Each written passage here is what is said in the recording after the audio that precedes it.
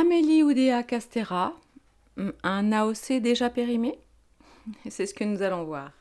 Bonsoir, bonsoir les divins, bienvenue sur la chaîne Divine Actu pour ce tirage express concernant cette nouvelle ministre de l'Éducation slash des Sports qui fait déjà beaucoup parler d'elle.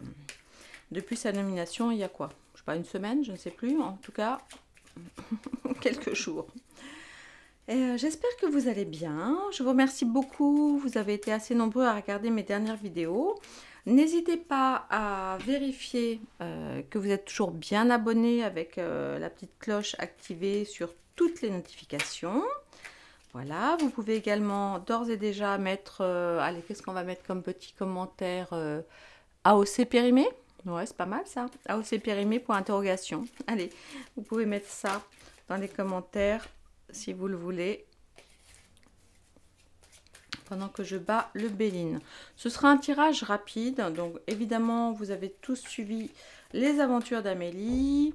Amélie met ses enfants chez Stanislas, les profs de Littré sont trop absents, bien sûr. Et la dernière cerise sur le gâteau, le petit, je sais pas comment il s'appelle son gosse, qui aujourd'hui a 18 ans, je crois, est passé outre Parcoursup pour intégrer je ne sais plus quoi, enfin bref, la prépa Stanislas, bon, je ne sais pas, écoutez, on s'en fiche, mais tout ce qu'on sait, c'est quoi? Que cette dame, donc, bon, qui a mis ses enfants dans le privé, moi, ça me choque, j'ai envie de vous dire, pas plus que ça, dans la mesure où, évidemment, je comprends qu'on a envie de mettre ses enfants dans le privé, surtout lorsque nous en avons les moyens, vu l'état de l'éducation nationale dans le public, malheureusement. Là, il y a vraiment des choses très compliquées.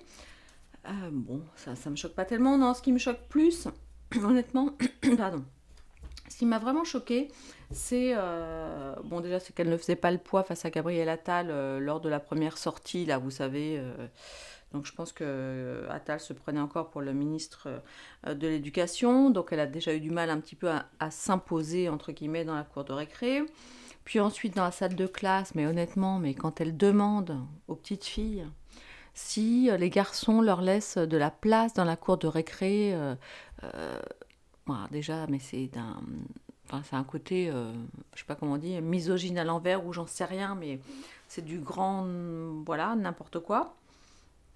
Ça, enfin, je sais pas, il y a d'autres questions à poser quand on est ministre de l'Éducation. Je sais pas, est-ce que vous avez passé de bonnes vacances? Est-ce que vous êtes bien reposé? Est-ce que, voilà, qu'est-ce que vous êtes en train d'apprendre en ce moment? Qu'est-ce que vous préférez? Enfin, je sais pas, il y a tellement d'autres questions à poser que de savoir si les petits garçons ne prennent pas trop de place dans la cour de récré. Bouh, laisse-moi tranquille. Enfin bref, elle est pathétique. En plus de ça, elle a une façon de s'exprimer. Je ne sais pas pour vous, mais moi, je ne la supporte pas. Voilà. Et puis voilà. Bon, allez, elle est passée outre Parcoursup. Alors c'est vrai que moi mes enfants bien sont de la première génération de Parcoursup, c'est un cauchemar.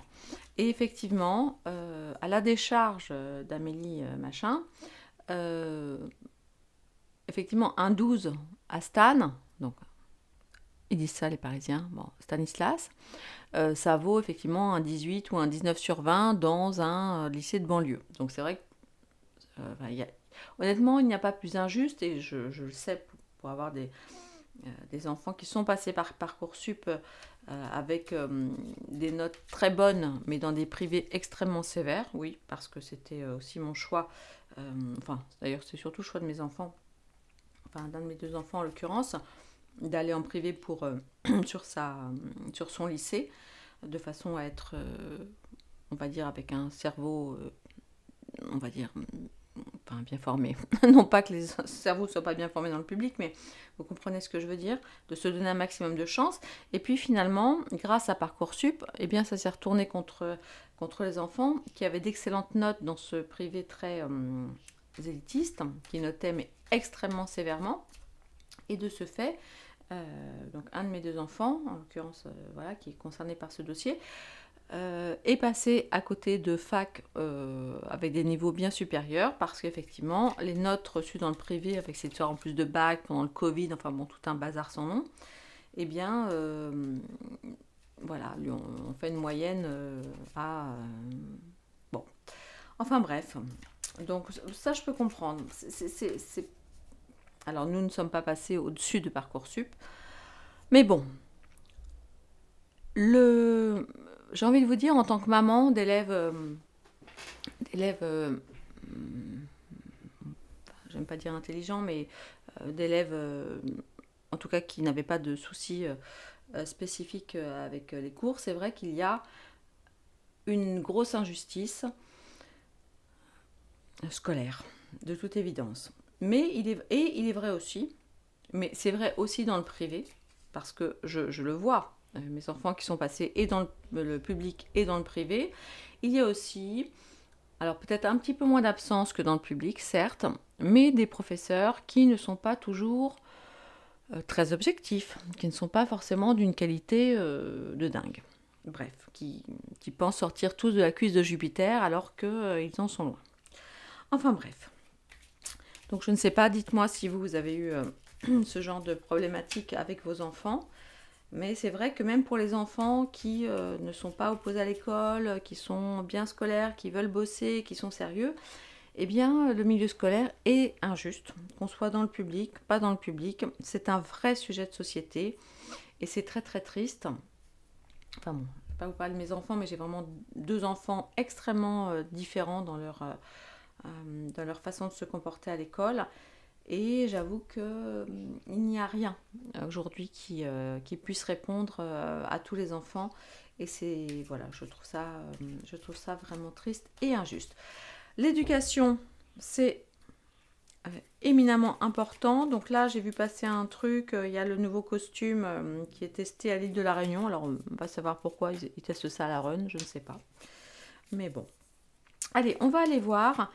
Donc, pour en finir avec ça, la plus grosse erreur, à mon avis, d'Amélie Machin, c'est d'avoir craché sur l'école Littré, qui est quand même reconnue pour être une bonne école, et bah, probablement d'avoir menti. Hein. Donc, elle se met les profs à dos, probablement les syndicats enseignants à dos.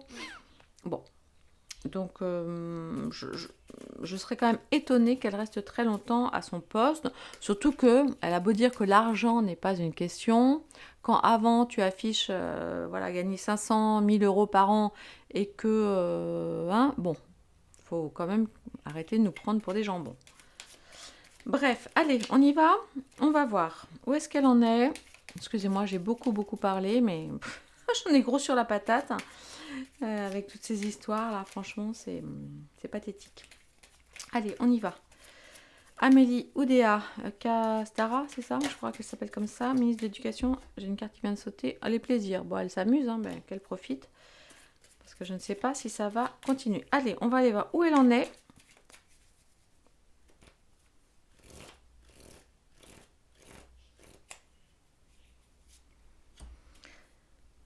Ce qui va aller contre elle, ce qui va lui poser peut-être des problèmes. Quel serait le conseil du Béline? Le résultat, donc sur donc l'évolution de la ministre à ce poste. Et une carte supplémentaire. Ah, nous avons des pourparlers en dos. Ce qui veut dire, mais bon, ça vous le savez déjà, que nous allons entendre beaucoup parler d'elle, beaucoup de polémiques concernant ce ministre. Et puis c'est une carte martienne, hein, donc ça va être des discussions pas forcément très agréables pour elle. J'ai envie de vous dire, voilà, changement de constance, des passions, de l'appui. Ok. Bon, allez, on va voir.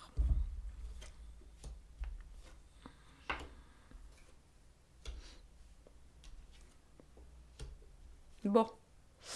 Eh bien, ça va être une vidéo très rapide. Bon, ça c'est plus compliqué à à expliquer.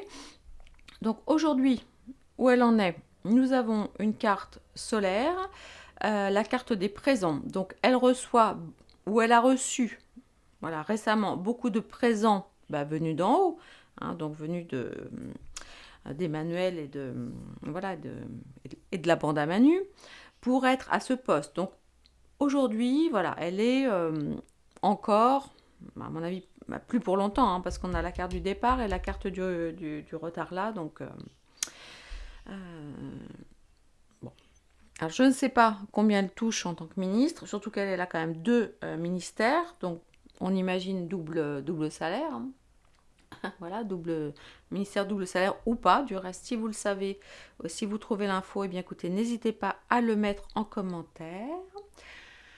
Pensez bien à être prudent, on va dire, hein, dans vos commentaires. Vous savez, vous mettez des barres de fractions, des espaces, des tirets pour séparer les mots. Hein.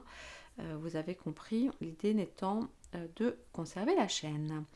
Donc aujourd'hui, on va dire que malgré tout ce début de tourmente, tiens, je tordu, malgré tout ce début de tourmente, il y a visiblement beaucoup de pépettes qui font que voilà, que ça va ma foi plutôt bien. Alors, il faudrait qu'elle fasse attention au trafic. Donc trafic, carte mercurienne. Donc là, ça nous parle évidemment de sa communication, de sa façon de communiquer, et ça nous parle aussi de son réseau. Hein. La carte du serpent, donc évidemment c'est une carte qui nous parle un peu de séduction, hein, d'une certaine façon, mais elle devrait quand même faire extrêmement attention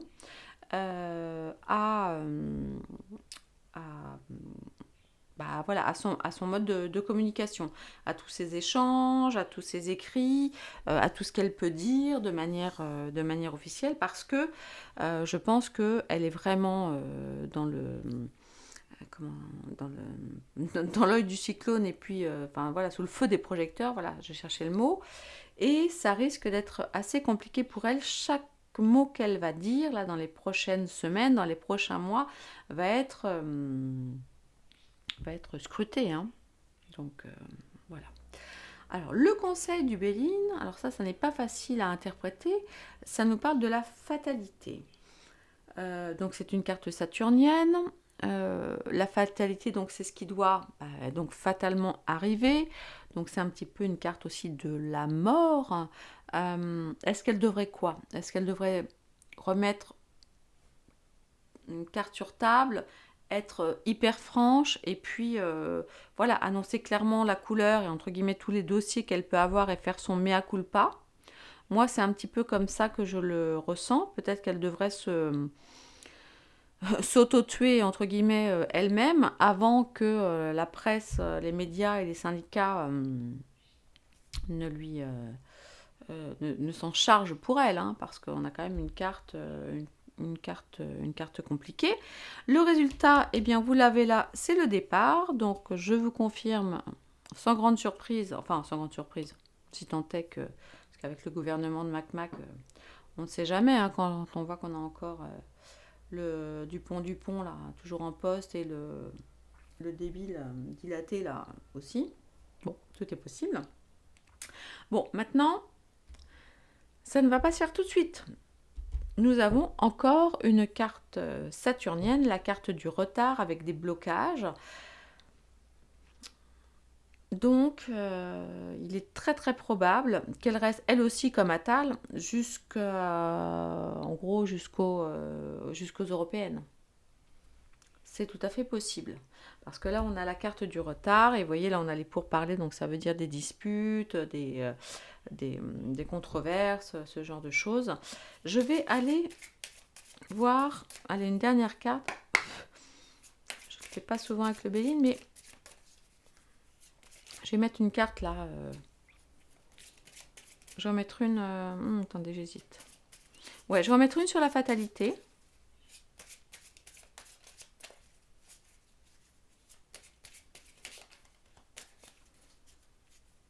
Moi, je l'interprète vraiment comme, voilà, elle devrait sortir tous les dossiers qu'elle a, par les caches, De toute façon, elle est coincée. Elle est coincée avec tout ce qui sort là. Elle est coincée. Donc, pour moi, ce que je vois là, c'est vraiment le côté mea culpa, quoi. Bon, bah vas-y, fatalité, tu y es jusqu'au cou. Donc, fini, sois claire, sois franche. Et voilà, quoi. Allez, je tire une sur la fatalité. Oups. Ouais, c'est ça. Vous voyez, on a la carte du procès. Donc, elle va en prendre pour son grade, hein. On avait la carte des pourparlers en dos là tout à l'heure. Elle va en prendre voilà, pour son grade. Elle va, alors évidemment, c'est pas, il n'y aura pas forcément de procès au sens de la justice classique, mais elle va devoir, comment on dit, comment on dit, battre le fer? Non, croiser le fer, voilà, croiser le fer avec, avec ses opposants, hein. Allez, on va en tirer une sur le retard, une sur la fatalité, sur le départ. Je vais voir. Une sur le départ.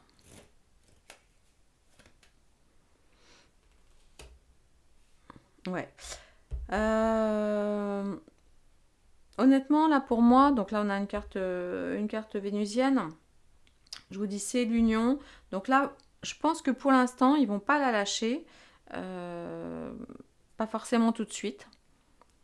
Parce que voilà, il reste voilà, uni. Et, voilà, il vient de la nommer. Donc globalement, il ne peut pas la remercier tout de suite. Ce serait vraiment faire preuve montrer officiellement leur échec, quoi. Et le retard, est-ce qu'on peut nous dire quelque chose sur le retard? De l'appui. Oui, c'est ça, un appui de Jupiter, hein. Donc, ben voilà, écoutez, tout est dit, hein. Voilà. Donc, on va se faire un petit résumé. Aujourd'hui, l'AOC, entre guillemets, va relativement bien, hein. Elle a touché le pactole, hein, pour prendre ce poste. Je vous rappelle que... Enfin, je vous rappelle. On imagine quand même qu'il n'y a pas beaucoup, enfin en tout cas de moins en moins de ministres, hein, qui veulent prendre un poste de ministre, parce que le gouvernement, enfin le règne d'Emmanuel Macron est quand même en grosse chute. Donc on imagine qu'elle a touché un très très gros billet pour prendre ce poste. Attention dans ses communications, elle risque, vous voyez, en plus on a le serpent là, avec ce truc qui s'en mêle, elle risque de se prendre les pieds dans le tapis avec tous ces mensonges, hein. Ça a commencé pas très... elle a fait comme si elle voulait être parfaitement honnête. Euh, oui, alors si vous voulez venir sur le terrain de la vie privée, je vais vous dire. Bah en fait, non mais tu nous dis n'importe quoi en fait. Tu nous dis n'importe quoi. Voilà. Et là, voilà. Donc fatalité, des disputes, des combats, des choses très très compliquées. Donc elle va partir, ça va prendre un peu de retard parce qu'elle a des appuis de notre résident. Voilà, et probablement, donc, ouais, je vous dis, je vois ça vraiment cet été, carte vénusienne. Alors ça aurait pu être, enfin cet été, ouais, je pense que c'est au moment des européennes. Parce que là, pour l'instant, il y a quand même une certaine union. Donc peut-être que, on n'a pas la carte de la famille, mais peut-être que les copains vont venir un petit peu en renfort pour le moment. Et je vous dis, elle est soutenue par machin. Mais ce qu'on note, c'est la carte du résultat, la carte du départ. Bye bye Amélie. Eh bien écoute, nous t'invitons à repartir dans le privé, à reprendre tes 500K. C'est quand même vachement bien. Moi, j'aimerais bien gagner 500K. Et vous, les petits divins, dites-moi quelle est la somme mensuelle dont vous auriez besoin pour vivre correctement, ou, enfin, en tout cas, ou dites-moi peut-être combien il vous manque. Voilà, voilà. Moi, voilà, j'aimerais gagner X de plus, ou j'aurais besoin de X de plus pour me sentir mieux. Bah voilà, tiens, c'est le petit challenge du jour. Indiquez-moi ça dans les commentaires. Je vous embrasse très très fort. C'est une petite vidéo rapide. C'est vraiment une grosse scène de théâtre, hein. Faut vraiment prendre ça à la rigolade. Je vous embrasse très très fort et je vous dis à très bientôt. Bye bye.